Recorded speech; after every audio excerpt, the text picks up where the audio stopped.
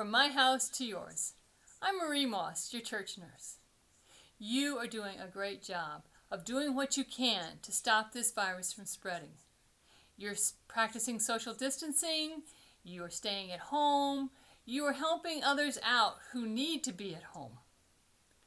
And I've seen you wearing a mask over your mouth and face. You know, what you're doing is making a difference. We've only seen 5 cases in Huron County so far. That is incredible. Keep up the good work. The local hospitals and nursing homes are doing a really good job of screening the people who are coming and going and of limiting the exposure to their residents. It is making a difference. New this week is that we have a drive-in testing site in Huron County now. The Great Lakes Health Center that's beside the thrift store in Bad Axe is serving as a drive-through testing site. Now you'll need to get an order from your doctor or a number from the health department, but those people who need it now have that more available to them. So that's good news, and we're hoping that that will help us know exactly who has the virus and who doesn't. The good news is that so far we've had 150 negative tests in Huron County and only 5 positive ones. The other good news is that some of the people who have had COVID-19 are recovering. So we're grateful for that. We haven't had any deaths yet in Huron County. Another new thing this week is that the screening guidelines for the COVID-19 have been updated. So now some other signs that might be indication that you have COVID-19 are nausea and vomiting and diarrhea, as well as pink eye.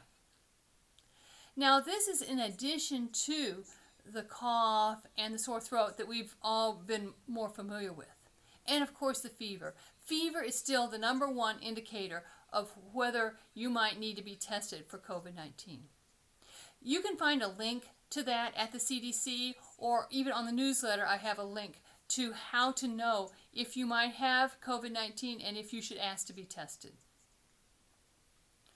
Our team of mask makers has been quite busy. They have made enough masks that everybody at Sure Hospital has the masks that they need.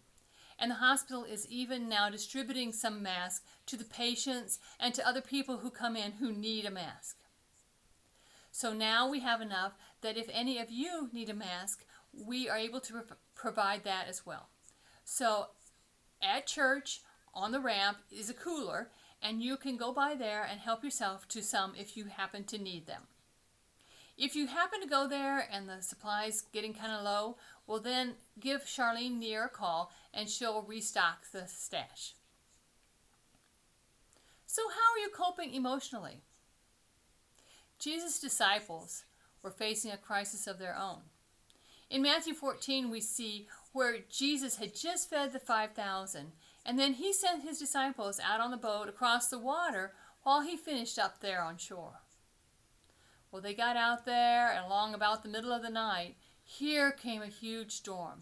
Their little boat was tossed to and fro. The wind was blowing so hard, they were scared to death.